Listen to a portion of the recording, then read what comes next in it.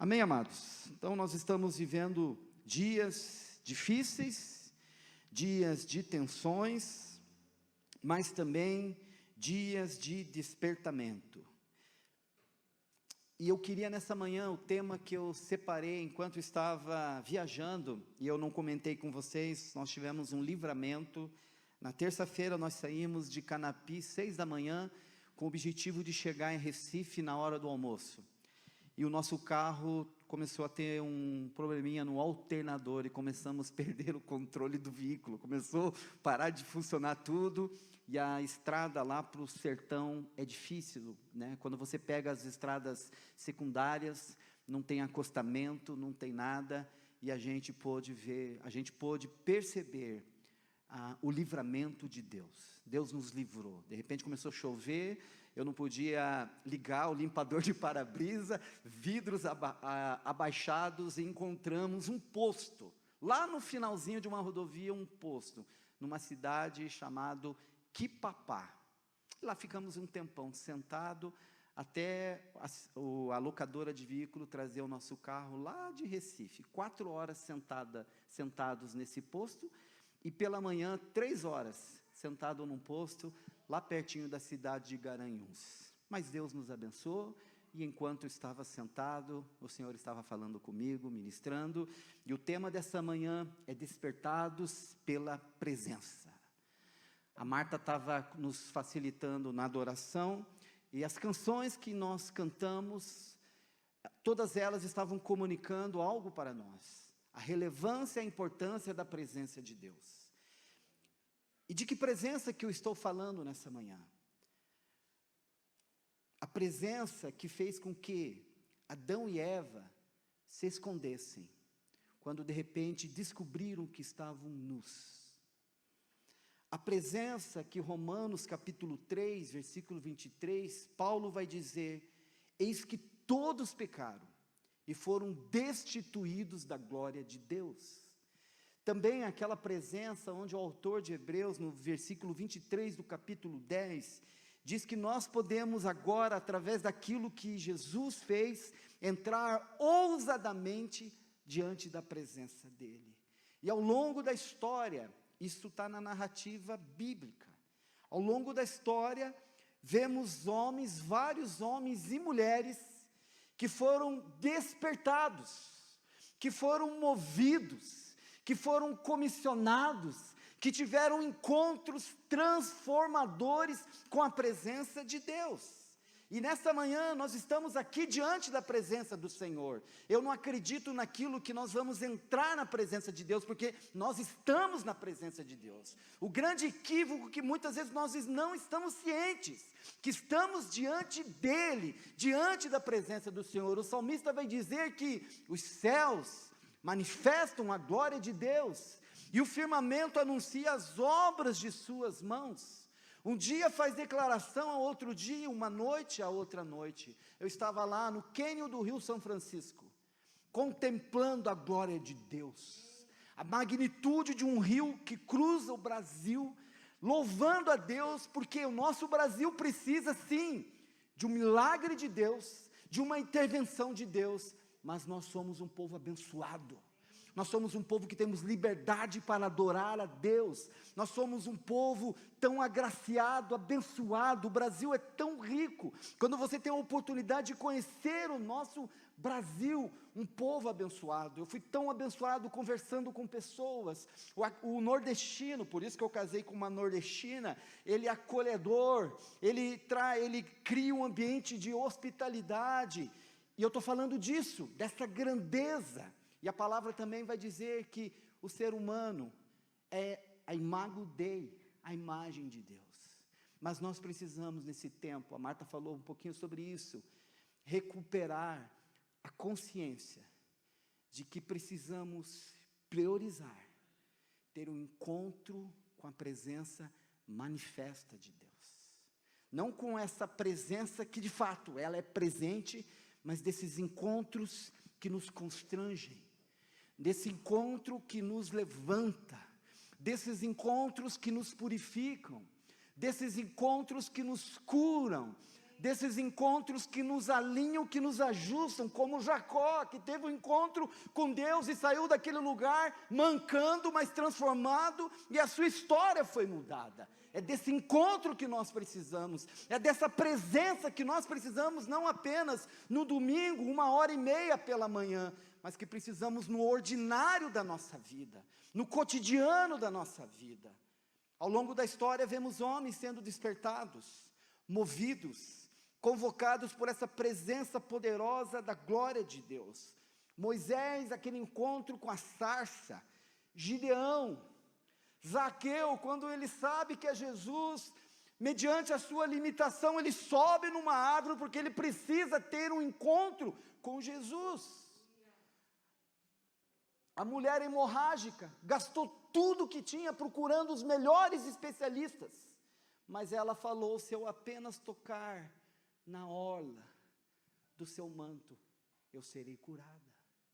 Ou Pedro, que estava ali na sua carreira, porque a gente foi catequizado que eles eram simples pescadores. Não, Pedro e seus irmãos tinham uma empresa de pesca, e de repente o Senhor faz um convite para ele. Saulo, a caminho de Damasco, que tem um encontro transformador, o cego de Jericó e tantos outros. E quanto a nós? E quanto a você? E quanto a mim? Com que frequência temos nos encontrado com Deus? Ele quer se revelar a nós. Ele quer que despertemos da nossa sonolência.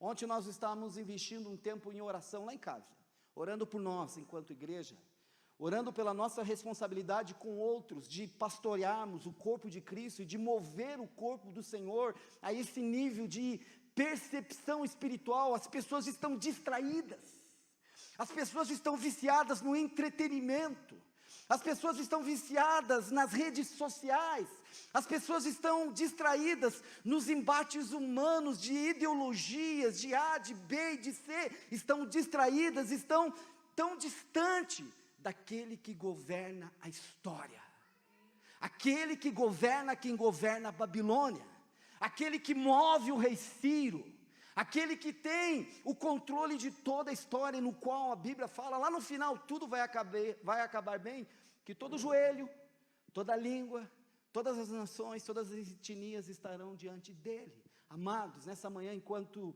irmão de vocês, alguém que é um facilitador, que está junto nesse desafio, porque eu também estou orando: Senhor, me aviva, Senhor, eu quero mais de Ti.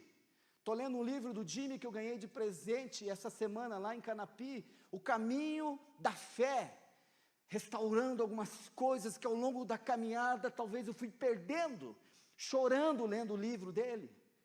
Amados, o Senhor quer nos despertar, o Senhor está nos chamando nesses dias difíceis, porque Paulo vai dizer que os últimos dias seriam dias difíceis, onde muitos iriam abandonar a fé. Jesus falou que se por multiplicar a iniquidade, o amor de muitos se esfriaria. Nessa manhã o Senhor está nos convidando, nos convocando, nos advertindo a todos nós: se levante, se posicione, acorde, não haja como aquelas 5 virgens nécias, que estavam distraídas e o noivo chegou. Não nos esqueçamos, Ele quer se revelar a nós, Ele quer que despertemos da nossa sonolência, da nossa apatia. Ele quer que recuperemos a visão correta de quem somos, e de seu propósito para nós como indivíduos, famílias e também igreja do Senhor. O tema nessa manhã é despertados pela presença, e eu queria ir com você para um texto que você conhece muito bem. Hoje eu vou usar a NVI, Nova Versão Internacional. Normalmente a gente tem usado a NVT, mas nessa manhã nós vamos usar a NVI. Texto de Isaías, capítulo 6. Isaías, capítulo 6. O texto vai dizer, o próprio Isaías falando de uma experiência que ele teve. No ano em que o rei Uzias morreu, eu vi o Senhor assentado num trono exaltado, e a aba de suas vestes, ou da sua veste, enchia o templo. Acima dele estavam serafins, cada um deles tinha 6 asas, com 2 cobriam o rosto, com 2 cobriam os pés, e com 2 voavam. E proclamavam uns aos outros: Santo, Santo, Santo é o Senhor dos exércitos. A terra inteira está cheia da sua glória. Nesse exato momento, essa canção está sendo entoada. Por todos os séculos, por todos os tempos.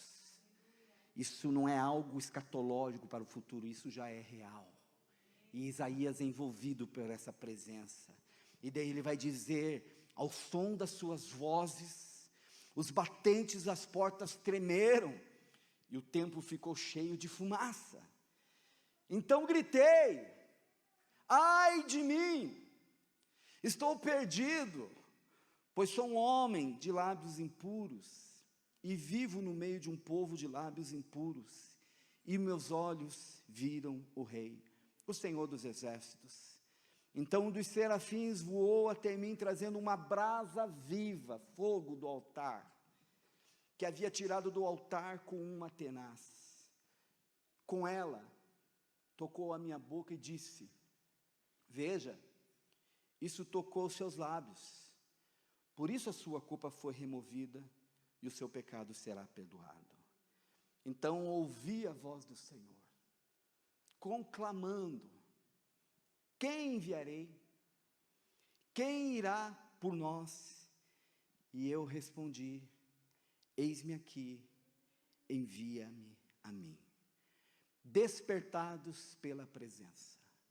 Esse texto, Isaías está falando de um encontro que ele teve no momento onde ele está começando o seu ofício profético. A pergunta que eu queria introduzir para nós essa manhã, vai ser muito breve a minha explanação com vocês, porque eu quero, de alguma maneira, a minha oração enquanto um pastor, que tem uma responsabilidade de zelar, de cuidar, de apacentar, de pastorear, é de fazer dessa casa, de fazer de você alguém que anda em despertamento, onde o despertamento não é algo sazonal, algo que acontece de vez em quando, mas alguém que está alinhado com Deus, alguém que está de fato acordado, alguém que está conectado com os céus. O despertar da presença nos alcança quando? Quando que esse despertar da presença de Deus nos alcança? Primeiro, Uzias necessitam morrer. O texto está dizendo que no ano que o rei Uzias morreu, eu vi o Senhor. Uzias precisa morrer. Não sei se você sabe disso, Uzias era primo de Isaías. Uzias foi um grande rei de Judá. Mas houve um momento que o poder subiu para a cabeça, e ele foi fazer algo que não competia a ele fazer. Ele pegou o incensário e entrou no templo, e só o sacerdote podia fazer isso. E diz o texto que o Senhor o feriu com uma lepra. E durante todo o seu tempo, o rei Uzias, ele exerceu o seu reinado, afastado da casa do Senhor e do seu palácio, recluso, porque assumiu uma posição que não era dele. E aqui Isaías está dizendo para nós que no ano que o rei Uzias morreu, eu vi o Senhor. Ele era seu primo, e essa morte comunica algo para nós. Parece que virou uma chave na vida de Isaías. Uma chave virou na vida de Isaías. E eu queria aqui fazer um link, uma pergunta para nós. Uzias precisa morrer. O que seria Uzias na minha vida? O que poderia ser um Uzias na tua vida, na minha vida, para que uma chave vire e possamos ver o Senhor?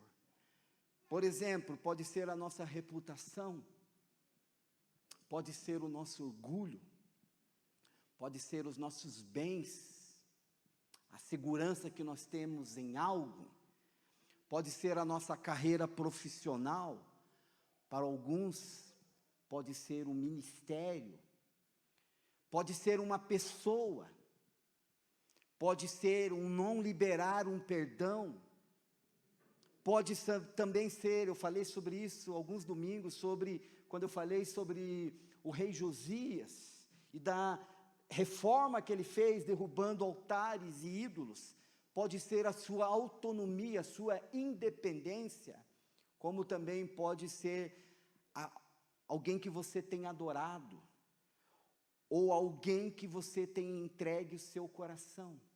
Queria nessa manhã, que essa pergunta reverberasse para nós. Quem é Uzias que precisa morrer na sua vida? Porque Isaías só vê a glória de Deus depois que Uzias morreu. Tem algo que está tomando o lugar de Deus na tua vida? Vasculhe o teu coração.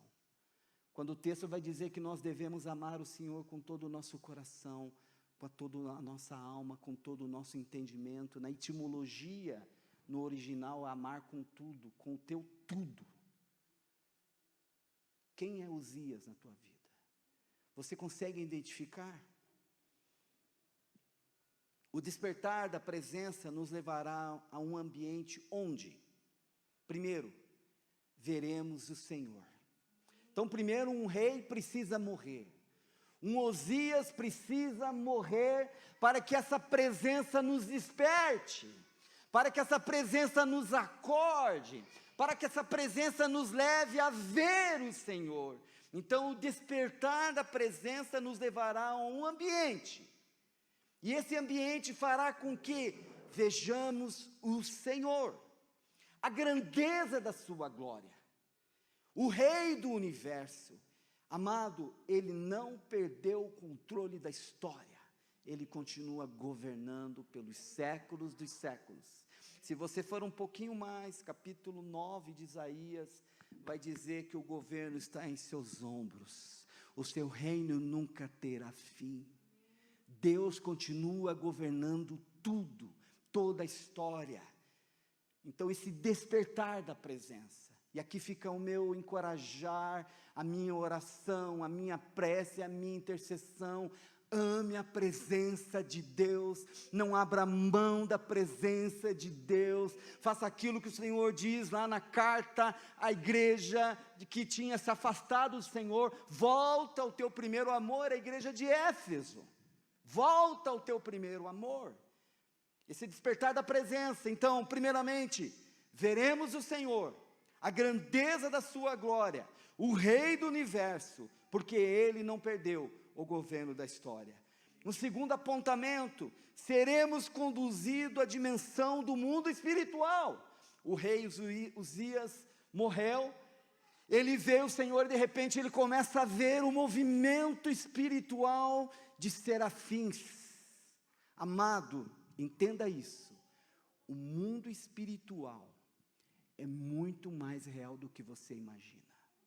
Nesse exato momento está havendo batalhas espirituais, seres que atuam nas regiões celestiais, e nós precisamos ter essa percepção. Jesus vai dizer para Nicodemos que aquele que não nasce do Espírito não consegue discernir as coisas do Espírito. Nós precisamos ir para essa dimensão espiritual.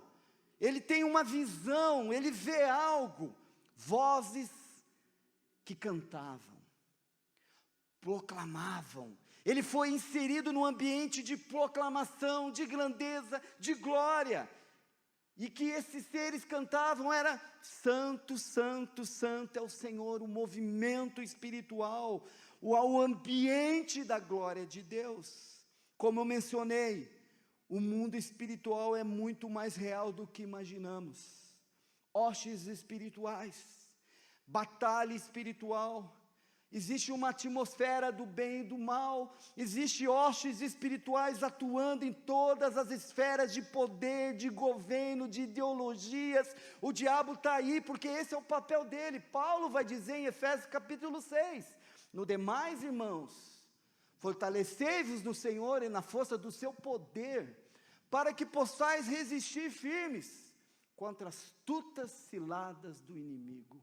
Amado, o meu advertir nessa manhã para nós, vá para esse ambiente do despertar da presença de Deus. Saia desses embates aqui de pessoas, esse caluniar, gente se degradando por tudo que é lado. Nós precisamos estar aqui, conectado com os céus. Um terceiro apontamento, se você pegar o capítulo 5, tem 6 ais. Capítulo 5 de Isaías, fica aí para a tua semana. Tem 6 ais.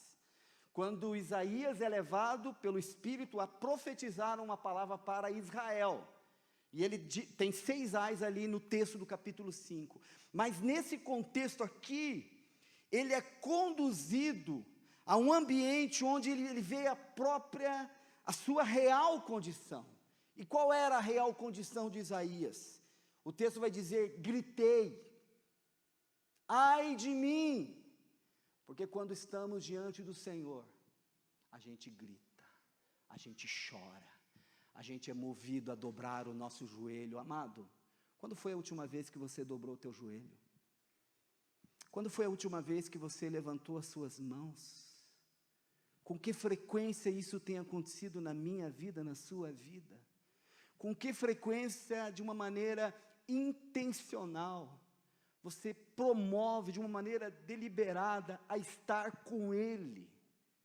É Ele que nós precisamos ver, é Ele que nós precisamos ouvir, e é com Ele que nós precisamos estar, com Ele. Eu estou falando nessa manhã de uma presença, não de uma religião, não de comportamentos, eu estou falando de uma presença que transforma, uma presença que cura, uma presença que nos ajusta, uma presença que nos constrange, e uma presença que denuncia o meu pecado, o seu pecado e o nosso pecado. E é isso que acontece com Isaías. Ele diz: gritei, ai de mim, sou pecador, meus lábios são impuros. Ele vê a realidade dele, e ele também identifica a realidade da sociedade no qual ele estava inserido. Habito no meio de um povo impuro, pecador. É a nossa condição, banidos da presença do Senhor. Como mencionei, fica como uma lição para ti. Vai lá no capítulo 5. Até então ele só está dizendo, mirando nos outros. Ai de vocês. No capítulo 6 ele começa a dizer: ai de mim. Toma cuidado. Primeiro, nós não devemos julgar ninguém.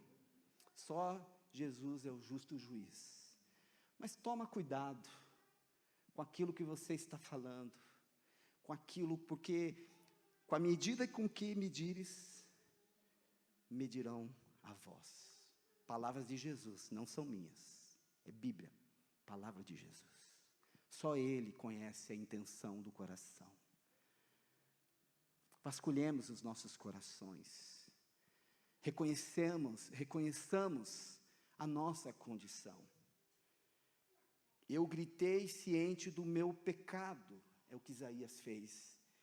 E qual é o meu pecado? O pecado do Aquiles. Omissão, pensamento impuro, idolatria, julgamento. Pecado tem nome. Pecado tem nome. Isaías identifica o dele, lábios impuros. E o seu? E o meu? E o nosso? Nosso pecado enquanto nação está cheio. Pecados. Que possamos identificar os nossos pecados. E possamos confessar os nossos pecados. Qual é o meu? Qual é o seu? Qual é o nosso? Pecado tem nome. Não adianta querer dar migué em Deus. Senhor, perdoa os meus pecados. A gente já fez, eu já fiz muitas essas orações. Filho, qual é o nome dele mesmo? Identifica ele para mim. Qual é o teu pecado?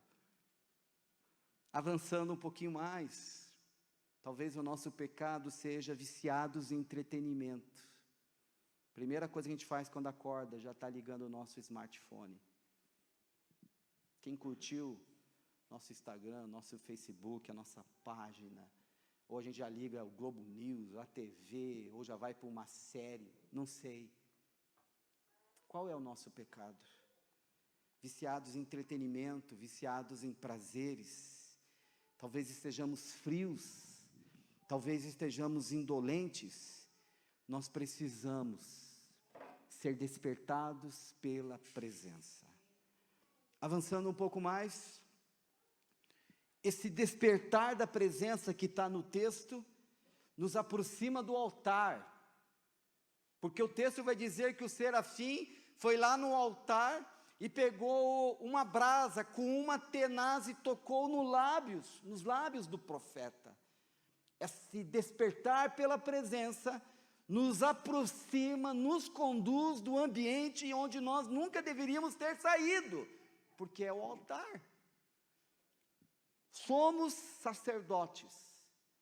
1 Pedro capítulo 2, versículo 9. Sacerdócio real.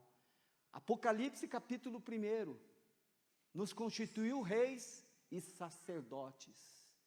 Não existe sacerdócio sem altar. O altar é o lugar onde nós nunca deveríamos sair.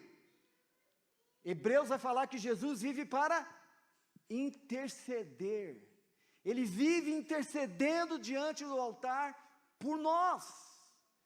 Como estão os nossos altares? O altar da minha vida, o altar da minha família, o nosso tempo de oração, eu e Marta, o meu tempo de oração juntamente com os meus filhos, e aqui fica, eu falei sobre isso esses dias. Pai, seja o pastor da sua casa. Mãe, pastoreie os seus filhos. Responsabilidade começa lá, na nossa casa. Sacerdote significa ou altar, lugar de entrega, lugar de adoração, local de intercessão. Levítico capítulo 6, se não me engano, vai dizer que o fogo arderá continuamente no altar e não se apagará. Eu e você precisamos alimentar esse altar todos os dias, toda semana, todo mês, porque esse altar, de alguma maneira, comunica para nós quem nós somos e a nossa missão de vida também. Sacerdotes, como está o nosso altar? E nesse altar, amado, o nosso pecado é removido, porque os serafins chegam, tocam nos lábios e diz: ó, o teu pecado foi retirado, o teu pecado foi removido, o seu pecado foi cancelado. A relevância, a importância do altar. Nesse lugar do altar, nosso pecado é removido, somos perdoados e somos justificados. E consequentemente, após a culpa removida, vai dizer na continuidade do texto: então ouvi a voz do Senhor. Então ouvi uma voz. Quando a nossa culpa é removida, porque Isaías também vai falar sobre isso, que os nossos pecados nos distanciam do Senhor. Quando confessamos os nossos pecados, quando cultivamos um ambiente do despertar para a presença do Senhor, a gente ouve a voz do Senhor. E mais do que nunca nesse tempo, a gente tem ouvido tanta voz, tanto fake news, tanta abobrinha, tanto besterol, tanta futilidade, amado. A nossa sociedade está degradada, falida, corrompida. Paulo vai dizer que o Deus desse século cegou o entendimento das pessoas, mas nós que andamos com o Senhor, nós precisamos estar conectados com os céus, e consequentemente a gente ouve a sua voz, quando Ele vai dizer: então ouvi. À medida que o meu pecado foi cancelado, à medida que eu estou no altar, à medida que eu estou nesse ambiente da presença, eu sou perdoado, eu sou justificado, Daniel, e eu posso ouvir a voz do Senhor. Ouçamos, aqui eu estou falando para nós enquanto comunidade, ouçamos a voz do Senhor. Pais, ouçam a voz do Senhor, para que você tenha graça, discernimento para pastorear e conduzir a sua família, a sua casa. Mães, ouçam a voz do Senhor.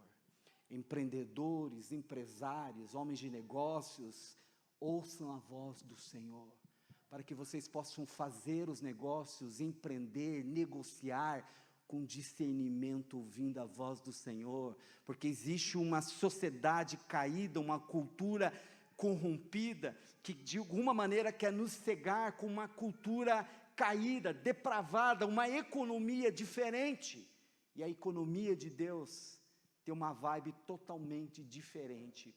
O recurso vem de onde a gente menos espera. Eu estava com o pastor Daniel, que é um grande amigo, levei ele comigo na viagem, e ele começou a ser tocado pelo livro do Jimmy, começou a perguntar para mim, como que você foi parar na Jocum? E eu falei, foi um mover de Deus na nossa vida, e a Jocum não apenas é a nossa escola da fé. E eu comentei como que nós fomos parar na África do Sul. E eu lembro que quando surgiu a oportunidade, nós íamos para a África do Sul, nós oportunizamos um coffee break, para compartilhar a visão do projeto Capacitar, que era um projeto que a gente ia passar um ano na África do Sul. E a primeira oferta que nós recebemos para que o café fosse viabilizado, veio de onde a gente menos esperava, de um missionário. No reino de Deus a dinâmica é diferente, se move diferente. O recurso vem da boca do peixe, o recurso vem da viúva pobre, porque Deus se move de uma maneira diferente. Amado, nessa manhã eu não estou ensinando nada novo para vocês, eu apenas estou lembrando algo que nós não deveríamos jamais esquecer, de quanto nós devemos estar nesse ambiente da presença de Deus. Ouçamos a voz do Senhor. Despertar da esperança, queria chamar a equipe de louvor para ir se posicionando. Nós vamos ter um tempo de adoração, continuar nesse ambiente da presença, porque a presença está aqui. Amado, você que está nos acompanhando, a presença está aí na tua casa, e eu oro para que o Espírito Santo esteja te inquietando, te constrangindo, que todos nós nesse tempo estejamos sendo envolvidos por essa presença do Senhor. Despertar da esperança vem quando Uzias morre. O despertar da esperança, depois que Uzias morre, nos leva para um ambiente onde nós vemos o Senhor, nossos olhos espirituais são abertos e a gente vê a dimensão do mundo espiritual. Nós também, na sequência, vemos a real condição nossa, pecador. Também esse mover da presença de Deus nos aproxima do altar. Nosso pecado é removido. Nosso pecado é removido. Eu gosto quando Jesus diz: está consumado, está feito. O justificar não depende de você, é a obra de Cristo. Agora, ciente disso, você tem que andar em santidade, em novidade de vida. Nosso pecado é removido e, por último, ouvimos a voz do Senhor. Mas tem um desdobramento. Eu nunca acreditei numa adoração contemplativa apenas, que eu estou adorando, e eu não dou resposta a essa adoração. O texto está dizendo ali no final, quando ele ouve a voz, em algumas Bíblias, talvez seja o caso da sua, está dizendo ali o chamado de Isaías. Isaías não ouve um chamado, ele ouve uma pergunta, e ele dá uma resposta. A quem enviarei? E ele disse: eis-me aqui, envia-me a mim. Quando estamos nesse ambiente da presença de Deus, é o lugar onde vamos responder às perguntas de Deus, as demandas que Deus mostra para nós, onde nos moveremos em compaixão, onde nos moveremos no serviço, é onde nós vamos relembrar aquilo que Jesus deixou bem claro para nós, João 13. Vocês viram o que eu fiz? Vão e façam o mesmo. Bacia e toalha. Toalha e bacia. Onde nós, de uma maneira deliberada, assumimos a nossa condição apenas de quê? Servos. Apenas servos do grande Rei. Então, esse lugar da presença de Deus, onde somos despertados, nós responderemos às perguntas de Deus. A quem enviarei? Eis-me aqui, envia-me. Eu gosto de uma frase, você já está careca de ouvir eu falar sobre ela, é da rede de plantadores de igreja, que diz: missão não é o movimento da igreja, não é terceirizar para os missionários, mas é toda a igreja em movimento. No reino de Deus, ou você está em missão, ou você é alvo da missão. Quando Jesus falou, quando ele estava ascendendo aos céus, Mateus 28, ele diz: toda autoridade me foi dada no céu e na terra, e essa autoridade estou entregando a vocês, portanto, vão e façam discípulos. Ele não estava se dirigindo a pastores, missionários, ele estava se dirigindo aos discípulos. Amado, nessa manhã, o Senhor está fazendo perguntas para nós. Como que está a nossa relação com Deus no ordinário da nossa vida? Amém por você estar aqui domingo pela manhã. E você pode vir, nós podemos receber 50%. Amém por você que está conectado conosco. Mas essa presença, ela tem que ser cultivada, anelada, buscada todos os dias. Viver diante da presença do Senhor. Missão não é um movimento da igreja, mas toda a igreja em movimento. Ontem a Marta mencionou para mim uma frase que diz que todo aquele que busca Deus, somente pelo que Ele faz, vai perder o que Ele é. Mentalidade de consumidor. Todo aquele que busca Deus, somente pelo que Ele faz, vai perder o que Ele é. É o que mais tem por aí hoje, nas igrejas. Porém, buscar a Deus pelo que Ele é, inevitavelmente, fará você experimentar o que Ele faz. Que sejamos despertados pela presença do Senhor.